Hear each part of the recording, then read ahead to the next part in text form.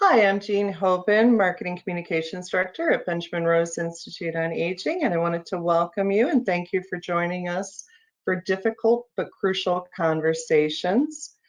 This program is being recorded, and we will be sharing a link with you all in a follow-up email after in the next couple of days.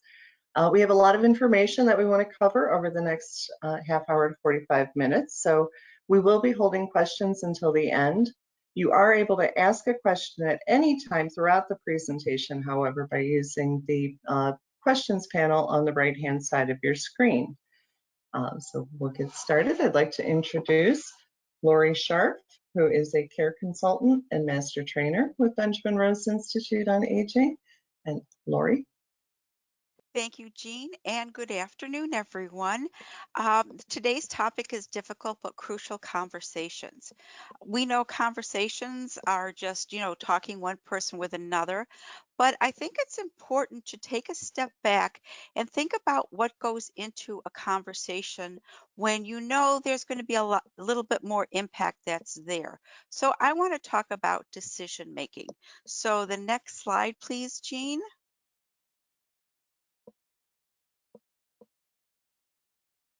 So we all make decisions throughout our lifetime. Some of them are voluntary, what to wear, where I want to go on vacation. Those are the fun decisions that we make.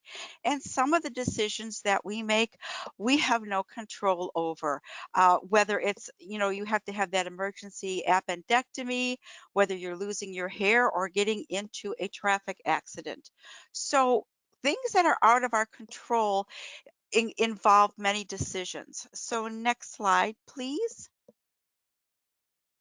So the question is, how do we make decisions? And there are two ways that we make decisions. One of the ways is our intuition. What is our gut feeling? What have we done in the past? And usually it's been something that's been very successful. So we'll repeat that same decision. It might be based on our personal values, but there's also reasoning that goes into decision making. Sometimes when your gut isn't enough, we look at using facts and figures and we use that. So I went to my phone. Is this better? Yes, it is. Thank you. Okay. All right. So hopefully we're okay. I apologize, everyone. So we're talking about how we make decisions. And so the next slide, please, Jean. And so let's talk about decision making and aging, because when we want to have that crucial conversation with someone, many times there is an impairment as to our ability to make decisions. So that conversation isn't going to go as well as what we thought it would. So as we age, our cognition is the ability to acquire new knowledge and comprehend it and to think and to remember and judgment and problem solving. And what happens as we get older, sometimes we do have a cognitive impairment, and that makes decisions definitely an issue that we have to make. For emotions are something that I want to do or something that I have to do. When you have a cognitive impairment, what happens is your ability to filter and discern what is a good decision and what isn't is many times is also impaired. So you are making decisions, your loved one is making decisions based on emotions and what they think their current circumstance is. Motivation is, do I want to do it, or something telling me to do it?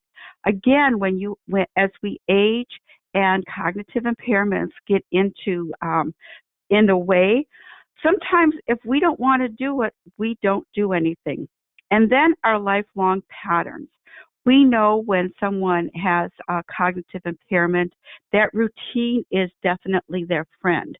But they're going to make decisions maybe based on a time in their life when things were easy, when they didn't have the responsibilities, that their overall knowledge of what was going on is impaired. So Many times someone will override your decision. You will have that, try to have that conversation with your loved one about, Dad, do you think it's a good idea that you're driving? Of course, Dad is going to say yes, because he's been driving since he's 16. His lifelong pattern is it just makes sense to him. So the next slide, please.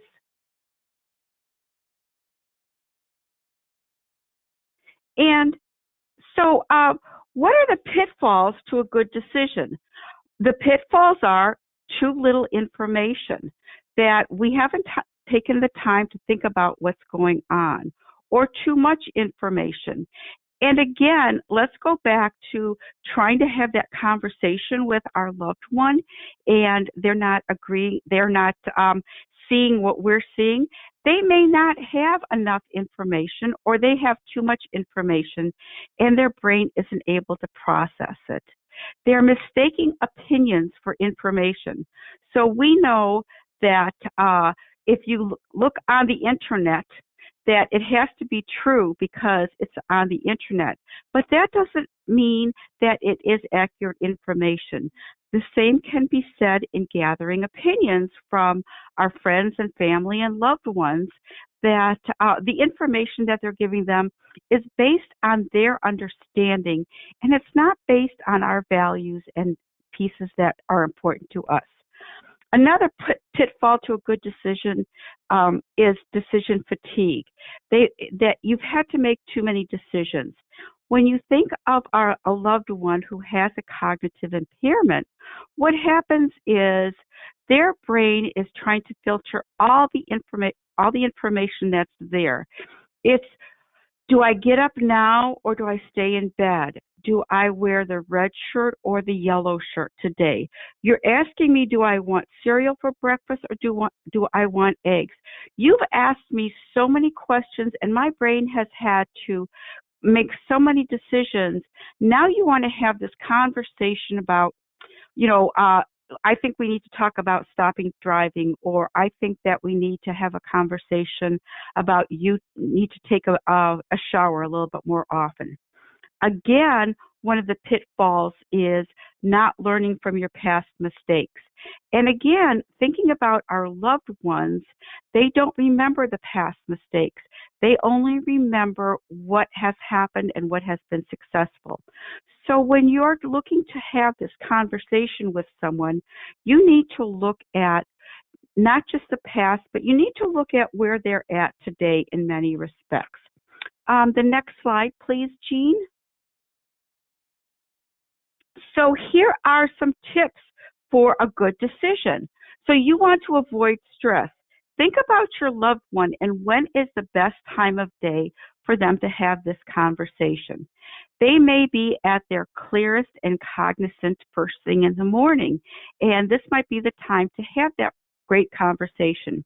Or if your loved one needs pain medication, and we need time for that pain medication to kick in. So when they first wake up in the morning, they're not really at their best. So what you want to do is you want to time this conversation when it is the most optimal for your loved one. You want to avoid the deadlines if possible. Decisions that have to be made right away, that folks don't have, that they don't have time to think about it. It is rushing someone, and the conversation that ensues will most likely be a conversation that is built with a lot of arguments and misinformation that's there. If possible, when you're looking to have this conversation with your loved one, try to identify the pros and cons. And don't you just come up with the pros and cons, but the loved one that you're having this conversation with, have them think of, well, what would it look like if we do this? What would it look like if we don't do that? Always think about rethink options. That's the last one that's there. But it's like, so if we do take away your driving, let's talk about what are some of the options that you can have in order to get around. Can we use Lyft? Can we use GoGo Grandparent? What are some ways that you can continue the lifestyle that you would like, but just doing it in a different way? identify what their goals and values are. You may want your loved one to be safe at home and, not be lost, maybe not have the difficulties that they have. You want them to feel like they're safe. But when as we're getting older, we lose some of that freedom. And so what is important to me? What are the goals and values that I've had all my life? Is if I was a person that didn't like to stay home, that I always wanted to be on the go, that I always wanted to be doing things. I loved nature. I wanted to be out taking a walk. So how can you look at my goals and values and allow me to continue those pieces that are important to me? Talk it out. Talk it out, though, is really important because too much talk, too much sensory overload, too much vocabulary for our loved one will only confuse them. So you have to kind of weigh how much information to give them and how much, when is it too much and when is it they're an overload. Plan how to tell others. So again, when we're talking about these crucial conversations, do we need to include other family members that are there? Does someone else need to help step in and get dad to the doctor's appointment? Does someone else need to help step in and take mom grocery shopping? So don't assume that others are going on board with the decision and the conversation that's there, but include them in the process so they know what's going on. Next slide, please, Jean. So let's talk a little bit about decisions and dementia and conversation. So again, as I mentioned, that folks with dementia have a difficult time organizing their thoughts. It's part of the disease. And the thing about dementia is it's not a consistent disease. So your loved one may have a good day and be able to do all the tasks that they've done before, and the next day they've completely forgotten how to brush their teeth, or they've completely forgot where the bowls are so they can grab a bowl of cereal. Dementia is an off-again, on-again disease that's there. So when you're looking to have this conversation, you want to pick a time where your loved one is at their optimal best. Folks with dementia have difficulty in planning and initiating and the follow-through. They can begin a project. So your loved one says, you know what? I think that I'm going to build a dog house for our dog because that will make him very happy. And they can start, they'll plan, they might buy the wood that is needed, and they might start sawing a few pieces. And then what happens is it looks like they lose interest. But actually, their thought process is interrupted, and they aren't able to follow the whole process that's through. This isn't a natural part of the disease. So the idea is, the conversation is, well, you said you were going to do this. Why are you not doing this? That leads to more hurt feelings and behaviors that are not in line with what your loved one was. So you have to allow for that piece that's there. They have trouble planning for the future. So that means if I've decided that I can go to the grocery store and I'm going to go buy my groceries, but they don't remember that I went for toilet paper and bread, and instead they come home with the canned beans that were on sale and some mouthwash that they don't even use. So they have trouble planning for the whole process that's there. And it's important to understand where they're at. They have difficulty processing, storing, and retrieving information. I don't remember what happened yesterday, and I don't remember what happened last week. I don't remember that I forgot to turn off the stove and I caught a pan on fire. So we have to understand that allowing that our loved one to continue cooking on the stove may be a problem, and we need to think about their safety as well as the safety of others that are involved. There may be a lack of concern for people and animals. This can be very hurtful And again, if you're looking at your loved one, don't, this is your dog. Why did why are you yelling at your dog? That our loved one, because of their filters in their brain and their frontal temporal lobe, they don't understand emotions in many respects. They don't understand the feelings of others, and it seems that they're very singular, but they're not. They may lose interest in activities, those things that were important to them.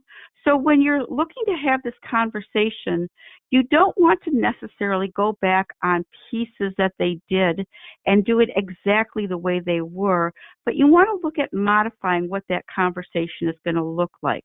So let's think of the person who used to play guitar, and you want your loved one to be interested in playing the guitar again.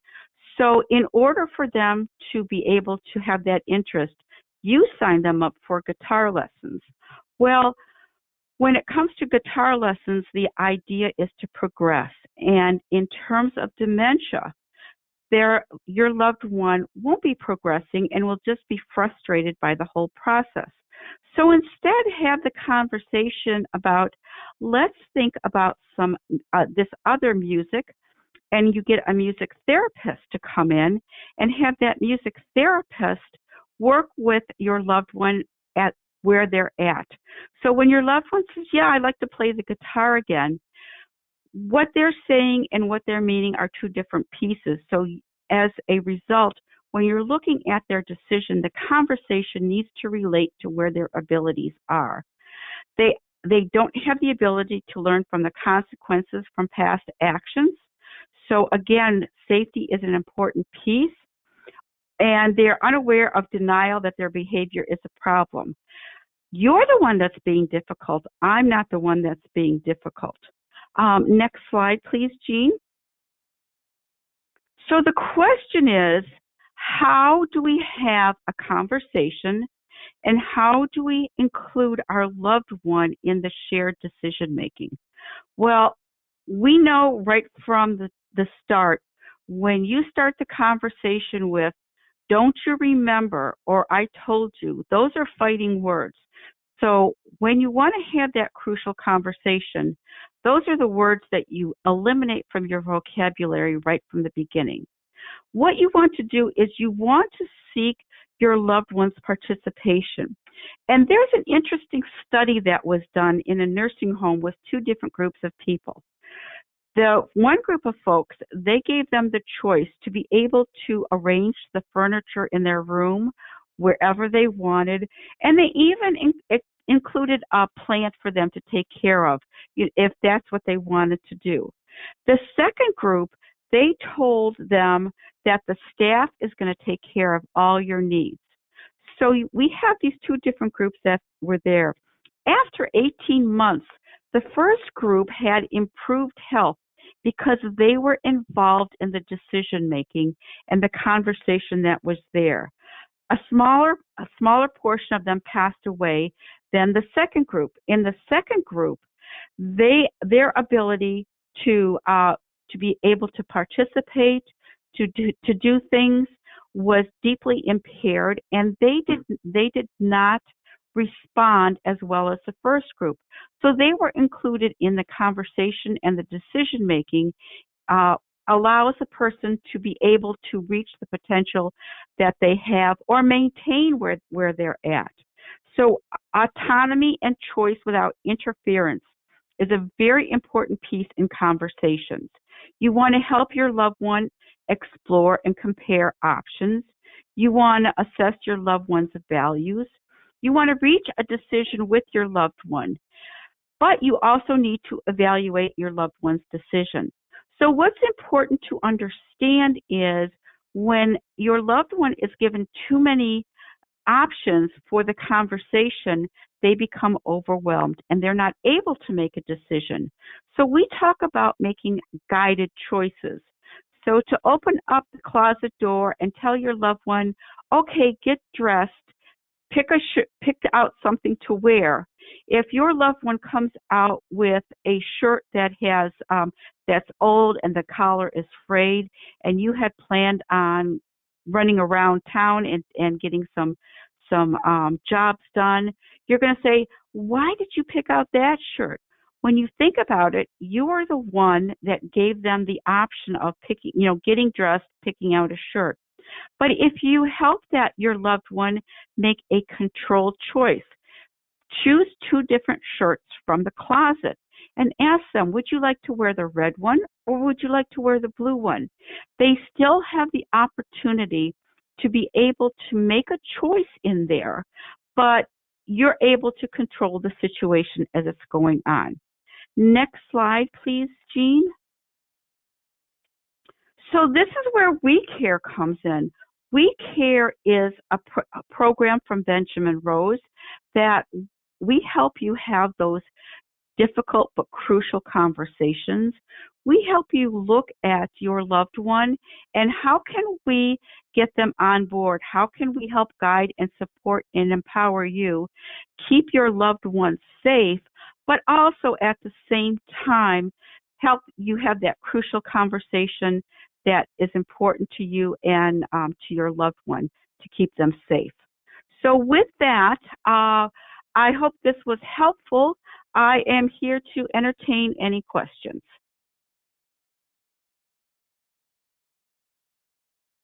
Thank you, Lauri.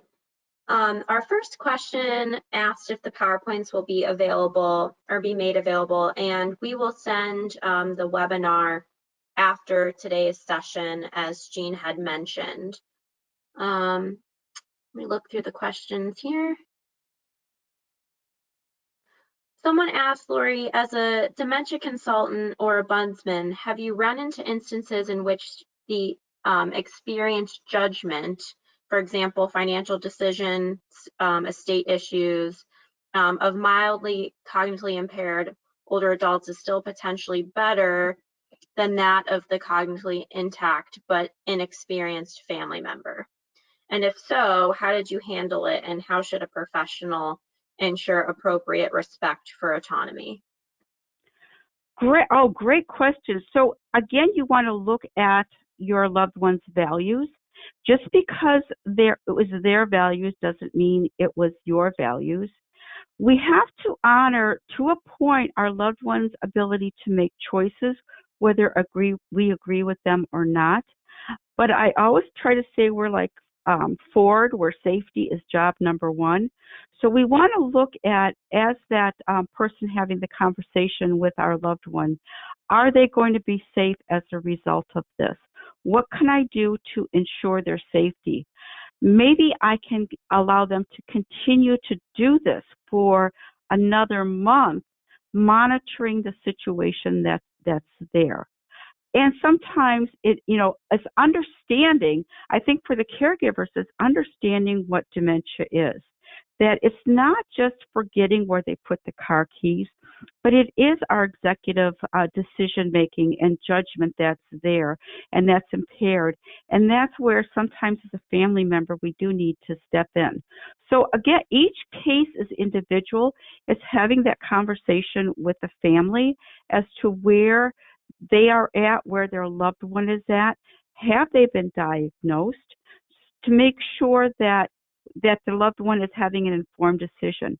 Elder law attorneys are also very familiar with folks who have some cognitive impairment. And in conversations with elder law attorneys, they are also able to discern to a certain point if the person is making a decision based on what they feel their values are, or they're being coerced by their loved one. Only a judge can declare someone incompetent, and that is through the legal process that's there. A doctor can say it, but only legally a judge is able to do that. Okay?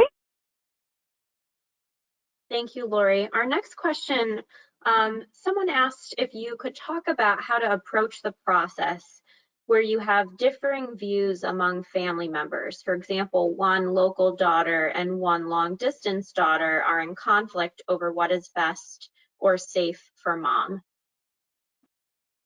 So That's a great question, and I always say sibling rivalry doesn't die; it just gets older, and everyone has different views.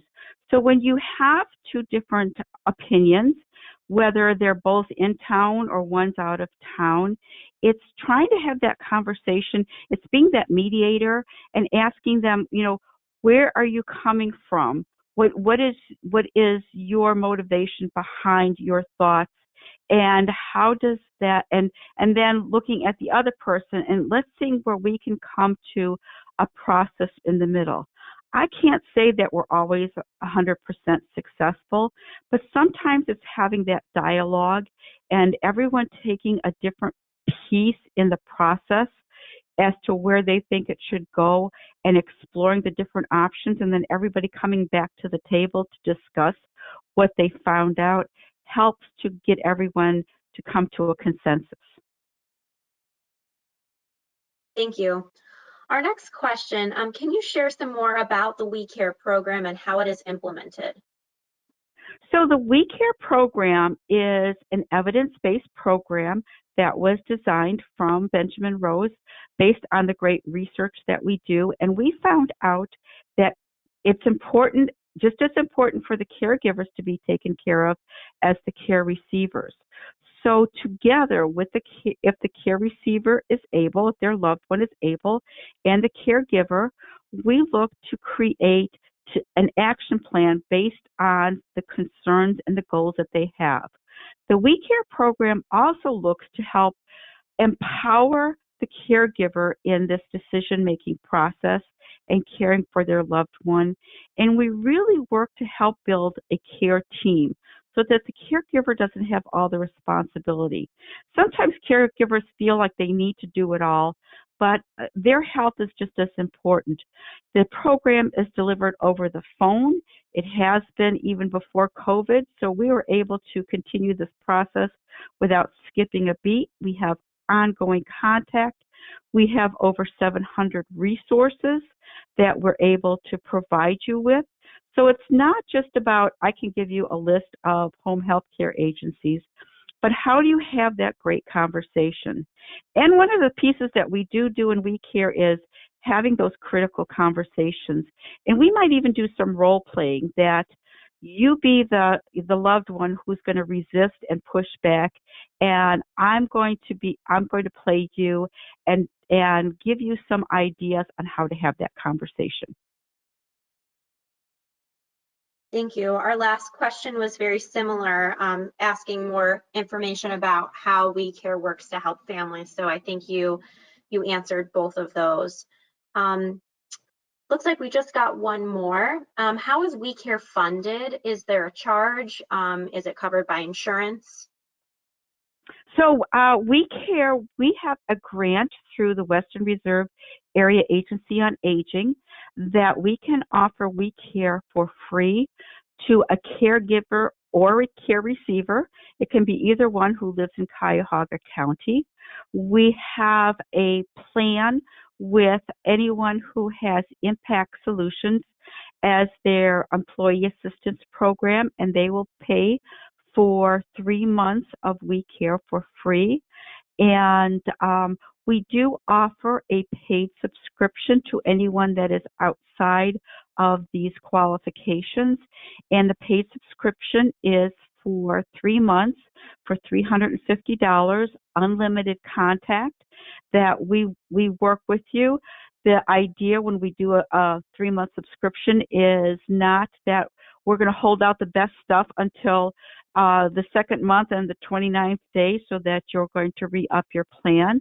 But the idea is we're empowering you to continue to move on in a forward direction. And sometimes it's not even just moving forward. Sometimes, especially when you have a loved one who has a cognitive impairment, maintaining can be just as important. Lauri, I wonder if you also might want to mention our partnership with Impact Solutions. So with Impact Solutions, when you have, if you have a family member who is employed that has Impact Solutions, that you can request We Care through your employee assistance program. They will provide an authorization number, and we can begin the process right away.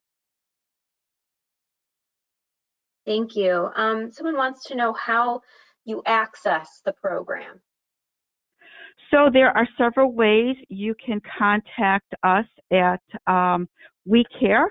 The number is 216-373-1797, and that's on, if you move it one more slide, Jean, it's on the last slide. You can contact the email at wecare@benrose.org, and we can get you started with We Care, answer any questions that you may have to see if you're a good fit. Sometimes someone just needs a few resources and they really don't want the We Care program. I'm not above giving you resources to get you started, knowing that we're here, that we do a follow-up with you to see if how the action plan is going, if you have any questions. With the resources we have, we not only have articles, we have videos, we have connections, we have social media, whatever works for you. And the beauty of the program is you can access the information as a caregiver when it's convenient for you. Thank you, Lauri. Our last question is the We Care Western Reserve Area Agency on Aging grant only for Cuyahoga County, or is it for all counties of Area 10A Area Agency? Currently, it's only in Cuyahoga. We are looking in 2021 to extend it to the rest of their service area because we know there's such a need for folks to be able to access this program. Thank you. I'll also add that in 2021, we have an Administration for Community Living grant that will allow us to expand this program as well. I think that is our last. Oh, sorry, go ahead. Yes, Jenny, I do want to give a plug for that because with this grant from the Community Association for Community Living, we will also be addressing the needs of the folks whose loved one has been diagnosed with an intellectual or developmental disability. So as these folks are getting older, their parents are many times their caregivers, and they are facing their own chronic conditions.